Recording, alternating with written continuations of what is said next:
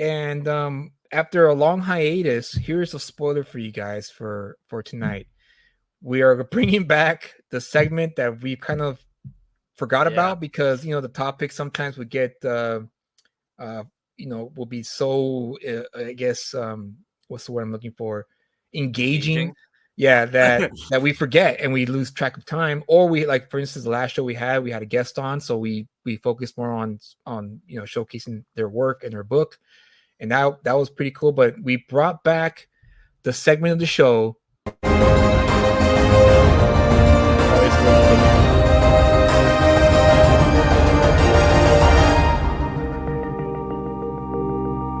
So so we're to pick up. Now, let me give you a brief introduction, and I'll hand it over to Kyle. Okay. This book was something that was brought to, I think was it you who brought it to my attention, or did I bring it to your attention? I brought it to your attention. I was looking through the app and I saw. Okay, and you saw it. Okay, so this was brought to my attention by Kyle because we have this app that we look up, comic books that are about to be released and also key issues and stuff like that. And they also do indie books. And he showed me this book, and I was like, whoa, this is a cool cover. And we read the premise, and I was like, whoa, this is a cool premise. And then what really hit it home for me, the selling point, was that I told him, oh man, if this is the interior artwork, what they're showing in the cover, it'd be it. And then he said, well, guess what? It's the same artist from the cover and the interior. It's like, what? Okay, I'm definitely, we need to pick up this book. And you're like, that was the one you're like every single week, you're like, is it in yet? Or is it in yet? It's I'm ready for it. I'm there first thing when it comes out. I want to get it. And I should have had the thing ready. My bad. So while you're pulling it up, okay, go ahead. Yeah, go ahead. I'll give you a brief overview of the segment, which is it worth the pickup? This is a segment that we used to do a lot, which is where we used to review indie books that have been released, and we give our thoughts on it. We are two perspectives. My perspective of a new reader, young new reader, who's reading the story right off the, just as it's meant to be, and then giving my perspective of that. And then Julius here will go as a experienced, comic book reader, knows the art form, writer and everything like that, looks at all the details, and we both break it down and see what worked in this book, what didn't work in this book, how could it be improved on, and then finally ask the question, is it worth the pickup? Is it worth your $3.99, your $2.99? Is it worth it to go and pick it up? And so with this book coming out and also being kind of timely because of Gladiator coming out. Yeah. The book that we are going to review now is called Rome Eternal. Rome Eternal. So basically, the premise of this book is a what if storyline, where what if Rome had never fallen and instead continued throughout the decades and centuries, continuing to advance into technology all the way up to where we are in modern times, but still with the Roman aesthetic and Rome being the dominant, empire of the world. Yes. So this art is what really drove us to pick up this book. And I have to say, just right off the bat, yes, the art is fantastic throughout the book. Yeah. So for me, go ahead, Kyle. I'm sorry. No, you go. I was going to say, for me, the cover, I mean, the artwork is obviously phenomenal, but the cover really hit it home for me because of this beheaded statue of a Caesar. And then you have all these characters here we have nothing about, but they look so rad. I mean, I'm not a fan of posing covers, because I think they're overdone in this day and age. I prefer the dynamic covers of old because that's what always got me excited to want to pick up the book, is when I saw an exciting dynamic cover of a Spider-Man or a Batman or a Superman, and it get me to be like, oh, I need to check this out because this is really cool. So I'm not a fan of posing covers, but this for some reason spoke to me because of the amount of attitude it exudes. Yeah. And I wish, the editorial part of me wishes that the artist could have done more poses, like this guy right here, the with the Batman-esque, pose here on the pillar. Yeah, or Spider-Man. Or Spider-Man, whichever. Yeah. I wish there was a bit more of that with these other characters, where they each had their own unique pose that's attached to their character archetype. But but that's just a minuscule little I guess nitpick. But other than that, I still loved it because I was now curious. What is this? Who are these people? I need to know. Yeah, I know. And it was one that when I saw it too, it just made me want to pick up this book even more so, because I love, uh old history, Roman history, Egyptian history and stuff like that. So it's one book that, like, oh, you're telling me that this story is going to be about Romans, except are also in the modern day, and they look like this. It's like, and then one of the other pages that they showed was of like flying chariots with like jet engines on them, which we'll see. We'll see later on. But like seeing that page, real quick. Look at Crenshaw's comment. Oh, really? Oh, nice. So And here's a crazy thing, Crenshaw. Our shop did the same thing. Yeah, it sold out. They under ordered it, and ended up being, Kyle was nice enough to pull the ask for an extra copy for me so I could have a copy. And when we got there, they like totally messed up and didn't have the 2 copies. So Kyle was gracious enough to let me have that copy, and he waited for his.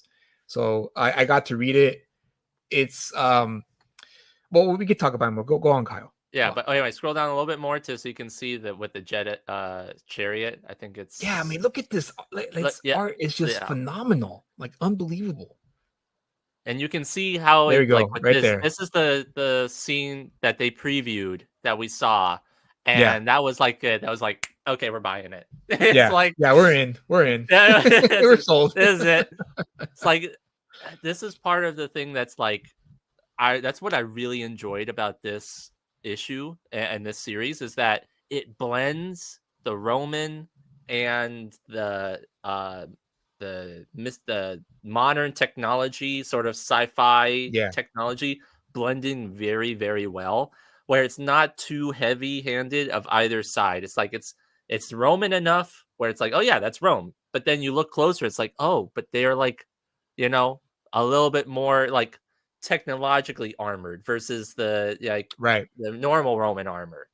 And it's like, oh, they got blasters and stuff, but they also have like electronic staffs and spears and stuff like that. So that was one of the main selling points. And it's just like, look at this art. So anyway, broadening the overview of the story, basically Rome is, like we said, never fell. It continued to prosper. The emperor is getting old. There's going to be a change happening. And the current subjects of this world are unhappy with Rome's current leadership and also potential leadership. And so there's a band of religious zealot rebels that have taken up these monikers of the old Roman gods of Ares and Apollo and all of that.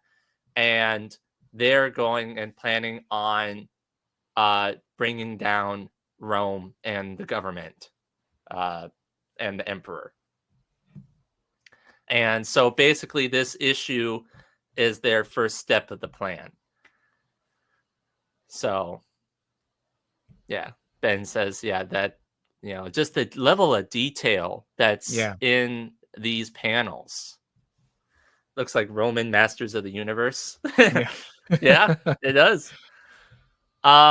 So going through the story, it basically starts off with they have captured one of the rebels, and the Roman government is using this brain technology where they can basically go inside of the person's memories and basically just like VR headset peer into their memories and like walk around and see their memories in like a 3D space. Yeah. Pretty great.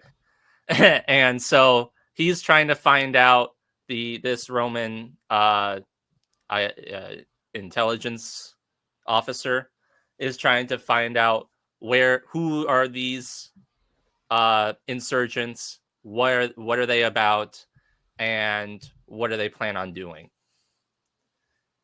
Heavy metal vibes. Yeah. I've never Very. read have you read any of the heavy metal books? Yeah. Yeah. I read a Yeah. few. I read a few issues of heavy metal, and yeah, they I don't know about now, but back then they used to always find artists that kind of drew like this and painted like this to draw Mm, Judge Dredd or other short stories. Richard Corbin kind of got famous from that. I don't know if you know who Richard Corbin's work, Kyle. I don't know. I think I've no. mentioned him a few times. No. It doesn't sound Okay. familiar. Well, Richard Corbin made his mark in heavy metal. He's I think he passed away a few years ago, but he was a fantastic artist, like very unique and kind of the same, almost the same style as this, but a little different. A little different. Yeah. Halloweener says it's Meta Baron vibes, which yeah, I can see that too. Mm. So So, keep going. okay. So basically, he's entering this dreamscape of this ritual that this insurgent is rebel is going to go through, and basically, they're testing him to see whether or not he's going to be a fully devoted member of their order. Um, this section was a little bit. It wasn't necessarily my favorite in terms of the writing and stuff like that because they wasted a lot of time explaining who everybody was, which is good. I'm not complaining that we didn't understand who they were.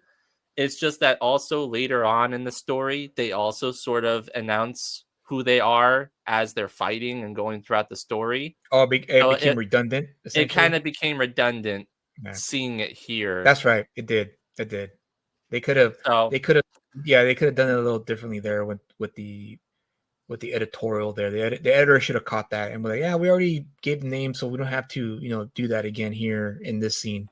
yeah. So, um, But go ahead. go ahead. Go ahead now. Go ahead. So basically, I was just going to continue on and say that as the Roman is going through the memories and talking about, and they're talking about what they're going to do. This is the scene right here. Well, we were just talking about of, hi, my name is, Right. so and so. I'm this person, and then hi, I'm so and Yeah. so because I'm this person, and it's like I wish that they had a little bit more not exposition, but more dialogue of, I guess, why they're there instead of just who they are and just basically saying, "Hi, Jeff." My Yeah. name is Jeff. Hi, Jeff.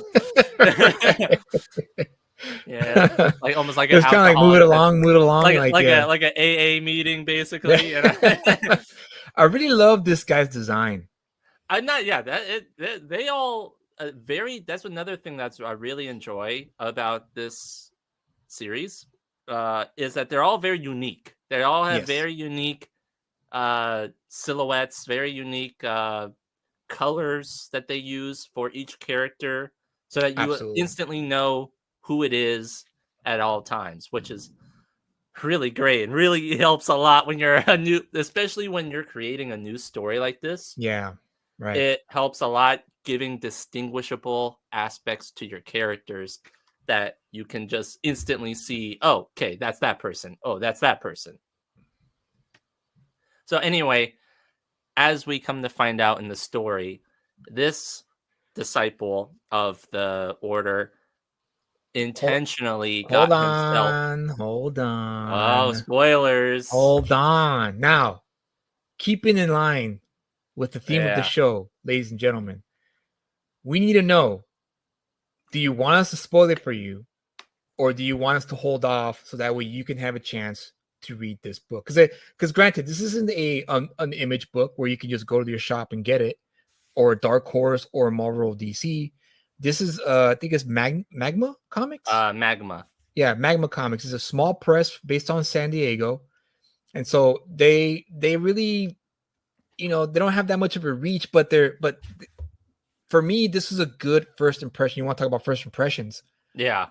This is a great first impression for my introduction for this publisher, and also this writer and artist who are we didn't even give their names, dude. Apologies. I know, we went right into it. Yeah, apologies to the creators of the book, because they deserve the accolades of producing this book, because they did a great job. I was gonna mention it at the end, but we can mention it here. Well, real now. quick, That's not a spoiler. So the artist is Diego Yapur, and the writer is Homero Rios.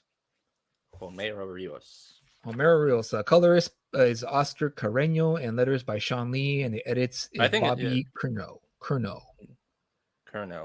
And there's a variant cover. Alan Kwa is the variant cover artist. But going back to page 12. Now we need to.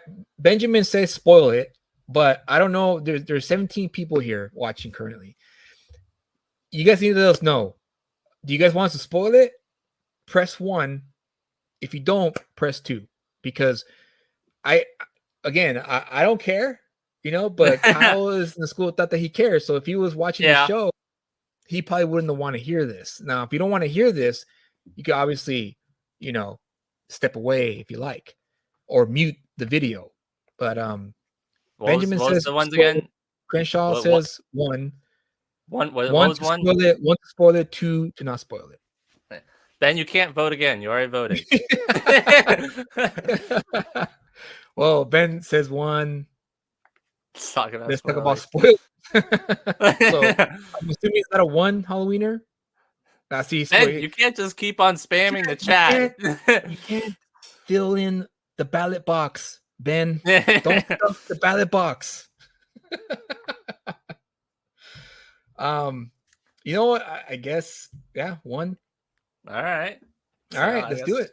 Let's do it then. We'll for the rest of the people, hey, we give you the chance. So if you don't want to hear it, you could step away, mute it. But we're gonna go ahead and do it. And we recommend you contact your LCS, order this book. It's really surprisingly good. And I was afraid it was gonna be one of those books where the artwork is there, but the story isn't. But the story is there alongside the art, which is, of course, the perfect combination for a great comic book. So go ahead. All right. Well, yeah. So if you want to, I'll give you spoiler alert. Yeah. So continuing on to where we left off, as we come to find out in this story, this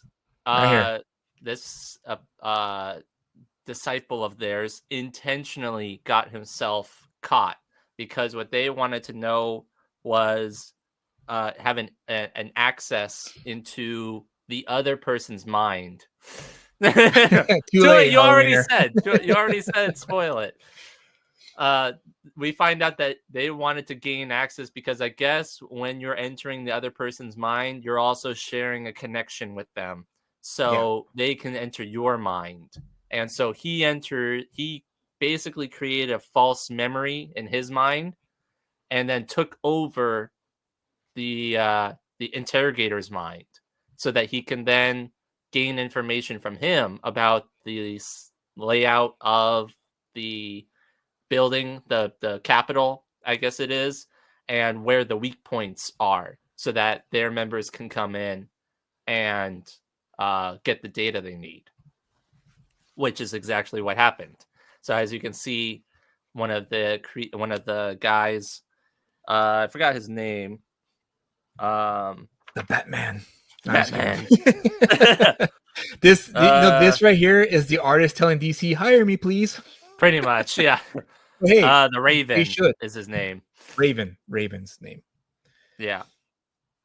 So anyway, he busts in and deploys his little drones. His little Raven around drones. the compound that then explode so that the rest of the insurgents groups can come in. That's also what I like too about the character design in this is that it's cool that all of the Romans are all these like technologically advanced Romans, but they still look like Romans. Yeah. And all of the rebels are like these fantastical Roman god that face characters. I know, it's just so much detail in these designs. This is the part where it's like, you know, they're fighting all these Romans and they're kind of telling who they are as they're fighting and they're kind of showing off what they're doing. I feel like this is more of an effective introduction to these characters than the previous one. Yeah. I wish that we didn't see any of them beforehand. Instead, we see them here for the first time. It's like, awesome, busting through the wall. Yeah. Shooting people with crossbows and yeah. stuff like that. This section here, this is one where I will have to say the writing in it does hold it back a little bit. How so? Because one of the things, and as we haven't mentioned before, is that this book, there is a lot of language in it, a lot of F-bombs and a lot of heavy language in it, I guess you would say. And granted, it don't get it wrong. Like I don't mind that, but it did. There was a lot of F-bombs in this book, not a lot, but a few sprinkled around. And at first, I was like, okay, it's modern day Rome, so obviously they might have some modern language, that we are accustomed in our modern world, right? The F-bombs, all the curse words that we use every day, which is fine. But I felt that they did it with too many characters. They should have just kept it with one character. Yeah. There's a lot of characters. Yeah, if one character was using the F-bomb, concurrently and just them, okay, cool. But it was everyone who was doing it. And it's kind of like, oh, all right, cool. Hey, cool. All right, that's fine. But yeah, it kind of took away a little bit though. It didn't ruin the book though. And it's another, we go back up to that where she's talking. Another one where it's like, I wish that they maybe put a little bit more thought into the writing to make it blend a little bit more as if like maybe they are Romans that are talking and not necessarily using one modern languages because one of the ones that really that would have been cool. See, that would have been that would have been good. Yeah. That would have been something, I would have been fine with that at least. I think like so. This specific dialogue where she says, 3 tangos down, that just means that just in my head is just like, she's just like a jet fighter pilot talking about modern aircraft and stuff like that. I wish maybe you could have rewritten it to like the birds are out of the sky, something along those lines of like, it's like you get the point across. It still fits within the world. It's not directly blatantly obvious of what they're talking about. Let's see what else. So that's one of the main gripes that I had with it. This guy was cool. This pose, I don't know. What did you feel about this pose? This one it was a little limp.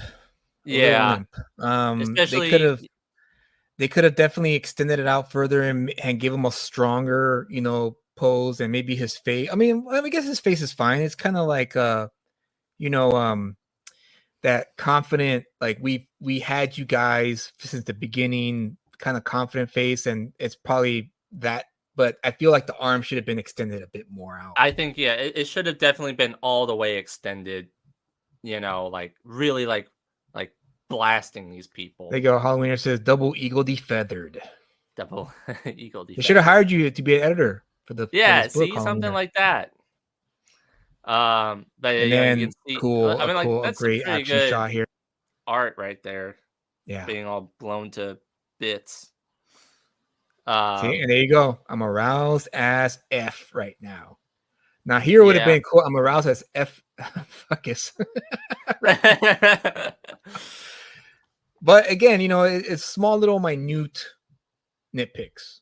But overall, great book. I recommend it.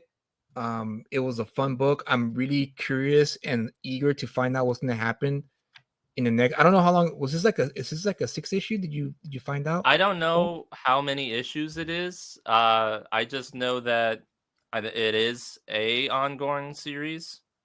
Okay. So I don't know how many issues it is, but look at this Crenshaw's comic. Perfectly put. It would have been an interesting exercise to show how language might have evolved had Rome continued. Yeah, that could have been a great challenge for the writer of this book to. I mean, not go all in. Don't be like a J.R.R. Tolkien and create a whole new language.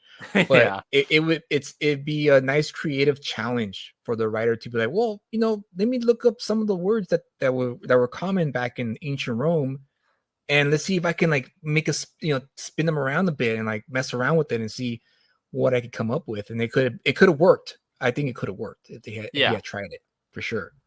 I think the dialogue, if you took the dialogue and everything and you just put it in a modern spy action book, nothing would have changed. I think that the dialogue in it still works, as the story. It's just it doesn't necessarily fit the genre that it's in, or at least trying to portray. Motion lines, people. Motion lines are your best friend, because this looks like a pose. I mean, I know he's dodging the swing, but either motion lines or use a different angle to showcase the movement.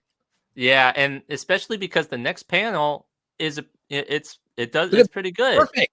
Yeah. Perfect. Right here. This is it. I feel that punch. Yeah. The other one, I don't know what he's doing. Is he just kind of like, hey, look at my knife? It's pretty cool. Oh, the clue you get is the ah. The ah. Yeah. Now, the positioning, this guy's positioning is good, but there's no, maybe if you pull the camera out a bit and maybe show the end point of the swing, that could have worked. Yeah. Because this looks like the midpoint of the swing, and the golden rule is you always want to draw the endpoints of action movements, because you really showcase to the reader just how hard they swung or they kicked, head butted, whatever the case. Right. Like this, this right here. This is the end of the action movement, and it works. Yeah. With that guy with the lion on his chest, you saw it at the beginning where he's, his other arm is wound back, and then he's coming forward and smacking him in the face. A good smack in the face too. Yeah. Yeah, see, like, and it's the dialogue right there. Like, this, I would have been fine if it was just the guy in the white there that had the dialogue that was dropping all the F-bombs all the time, because he's the one that mainly did it. I see. Yeah. But for sure. But also all the rest of them did as well. Yeah, see, I mean, it's like, it almost sounds like too much of a street slang, which is, again, fine, but if you're writing something to that point, but it's also to go ahead. No, go ahead. I was gonna say, but also to not like what you just mentioned with street slang. This guy is supposed to be a Roman officer, official, governor type person. So you automatically think highly educated, someone who knows the classics, right? Someone, because we all know, well, for the most part, we should know, when you're highly educated, you have a way of presenting yourself when you're highly educated, the way you speak, your cadence, and all that stuff. But yeah, you're right. Again, it was one of those things where it kind of threw me off, but again, it didn't ruin the experience, the reading experience for this book. And Halloweener adds this point here, which is right on the money. And the painted style already stiffens it. Really have to push extra with that look, and that's absolutely right. So Yeah. either motion lines or again the end of the action movement, which is always a key to go to when you're drawing action. And so then that's basically the story. Then it just ends. It kind of ends not necessarily on a cliffhanger per se. It ends with them showing, off who they are and stuff like that, and then we just get a little preview of like who their main antagonist is going to be, which is basically just a general looking guy. Yeah. So it's not like This, it's like, go ahead. yeah, no, I was gonna say this was another missed opportunity when I read this. Now, granted, the guy looks cool. There's a scar, so Yeah. we get a clue that he's actually a very, seasoned veteran general. However, it would have been a lot more effective if maybe they were showing him doing something, like Yeah. either interrogating someone or torturing somebody or besting an opponent somewhere, and Hmm. then he's like called to by the emperor, whatever. um or maybe he was training some newbie, or maybe he's Yeah. training his son, whatever, something to showcase just how much of a badass he is, or a glimpse of it. And then we could get this scene here where he talks to the emperor, and he's going to assign him the task to find these rebels and make an example out of them. But I have a feeling that this guy is this guy the same one from his flashback? Let me see. But Benjamin here says another good point. He should have been on a splash in a powerful stance at least. He's slouching and looks weak here. Good. Yes, another good point there. But again, to be fair, he's bowing to his emperor, and typically you bow to your emperor, even if they're on Yeah. their deathbed. Yeah. And so, but again, it's one of those things where maybe it was a creative choice on the part of the writer to showcase how loyal he is to Rome. Maybe. I mean, that's what I get from this panel anyway. I'm looking at the flashback. It doesn't necessarily show anybody that looks directly Okay. like him. So it's more likely a new character than that we're gonna he's gonna elaborate on the second issue and really maybe showcase how much of a badass he is and how dangerous he is that he's Yeah, gonna because I fight, mean, they do a little bit of teaser with the cover of the next issue. They do put it at the end. I didn't Yeah. put it in here, but if you Oh, want to okay. zoom, if you blow me up, Okay. Hold on. it does show one of the characters like dying, or at least supposedly dying. And this is Okay. the cover of the next issue. So I don't know. Maybe that's supposed to be the tag not spoiler, but hook for the next issue. Which I mean, it's okay. I mean, at least you're getting it here and you're seeing it. But yeah, I wish they had done more with the general, or maybe I don't know. Maybe it just ended. No, I'd say like ended No, it there. ended here in the splash. Yeah.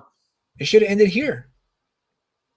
It should have ended here, and then maybe the beginning of the second issue start off introducing the guy who's going to be the main antagonist against this group here, this rebel group. Yeah, because it didn't that ending, it didn't really add anything besides him saying, go Yeah, after him. this scene only works if you've already introduced the character previously and you reintroduce them again later on. Because Yeah. that's what it feels like when I read this scene. It feels like I should know who this guy is, but since I have no idea who this guy is, it's not as impactful as it would be as if, like, say, for example, let's just say this was a Daredevil issue, right? And we got to Hmm. see Daredevil win the day, and then the end here would be, I don't know, Bullseye. And we hadn't seen Bullseye in, like, let's just say they haven't used Bullseye in like 3 years in the context of the storylines that were published. Then it'd Right. be like, oh, dude, he's back. That's what I get from this last scene here. And it's like, I get it, but it's not hitting. Yeah. His Maybe if they reputation precedes had him. Yeah. what if they had done this? What if he's this general? What if he was the Caesar's son, and maybe he was a descendant of the major Caesars of the actual history, like Augustus the I mean, 27th. it could be, but maybe that could still work. But you have to be like a Roman history geek to know Yeah. to like get that. And there's not really. I mean, I can't think of any like famous Roman warriors, soldiers, other than Julius Caesar. But that's Yeah. about it, though. So it's they could have just ended it with that splash page, and it would have been perfect. It would have been the perfect ending. My name is Maximus Decimus Meridius. The 45th. For you. I am here to serve you, Emperor. I mean, that could have been cool, but no, that's the copyright Yeah, well, infringement obviously there. But other than that, moment of truth, Kyle, is Rome Eternal worth the pickup? Yeah, I do believe it's definitely worth a pickup. It's definitely, at least for the art alone, it is something really to. I mean, you just want to the whole book here, but if you wanted to pick up the actual book and read it for yourself. But yes, I'd say besides what we talked about with the writing not necessarily being tailored specifically to the this yeah, like that, like with the writing not necessarily being tailored to the era that the book is trying to be, Right. um and some of the story elements in it of terms of like introducing characters in a different way, that's not exciting first and then doing the exciting one after. um but in terms of the actual look and like I said, the aesthetic of the world that they're building is top notch. It's a Yeah. world that Agreed. I want to learn more about. Like, how did we get to this point? Where's this going to go? Just on that alone. So you have a really strong team right here that where they are definitely building this world, and I think if they can work on the writing a bit, I think, and some of the story elements, it would this is definitely going to be a top book for me. Yeah. Likewise, for me, it's fresh is a premise that I love. His history mixed with what if, and like it missed a few marks for me, but it didn't ruin the entire story for me. Right. Um, and again, it's one of those things that we need today. We need something that's fresh out of the ordinary, not your common, story or trope. And this is it right here for me. And I don't know much about Magma as a publisher. I don't know who's running it. I don't know what their I guess what do you call it? Their general books are. Not their statement or like their philosophy of what they're gonna publish. Yeah. But I like that they took the chance with this here. I don't know how they discovered this creative team. I hope they found them somewhere in the Comic-Con, or I hope they were pitched the story and they went, yeah, let's do it. Let's take the risk, because this is what's needed in today's market. Something that's unique and also great looking too. I mean, the artwork is just phenomenal, top notch. Oh yeah. And I hope they commit and they follow through, because my main issue with the modern day comic book, landscape is that everyone just focuses on number ones and they fall off after that. Now, Yeah. that could be one or two things. One, it could be the second people pick up the second issue and the story just wanes off and they lose the reader. Or two, people just modern comic book people just want to collect #1 issues and don't care about the story itself, which is something that's not a good thing at all. So I'm gonna definitely commit to this story. I'm looking forward to how it's gonna end, how it's gonna unfold. I highly recommend you pick this book up. Go to your LCS, order it, try to get the first issue if it's still available, because I have a feeling this could be a really big breakout hit for 2025.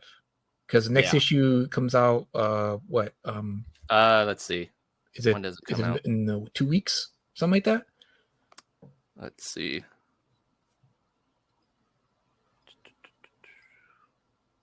Hang on. Give me a second. Come on. Come on. All right. December 11th. December 11th. Okay, so a few weeks from now. But yeah, I highly recommend it, guys. Pick it up. You won't regret it. And then hopefully issue three just got posted. It comes out February 12th. And is this a bi-monthly book? Looks no. I think it might be a bi-monthly No, book, because the first one came out November 6th.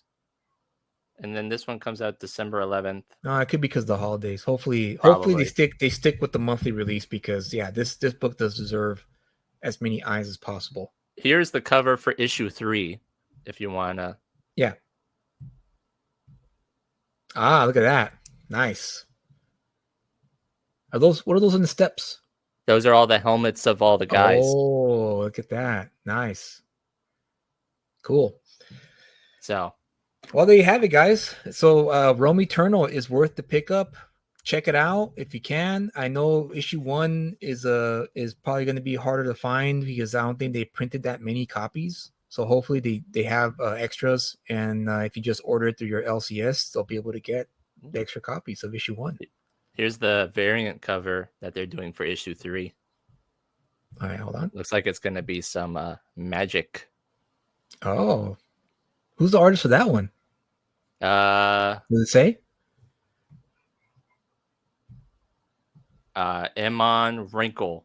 Eamon Eamon Wrinkle. Okay. So, but yeah, definitely check it out. Pick it up. It's worth the pickup. Let's see. Unhinged says, to maintain the high quality art and story, I wouldn't mind a bi-monthly title. Yeah.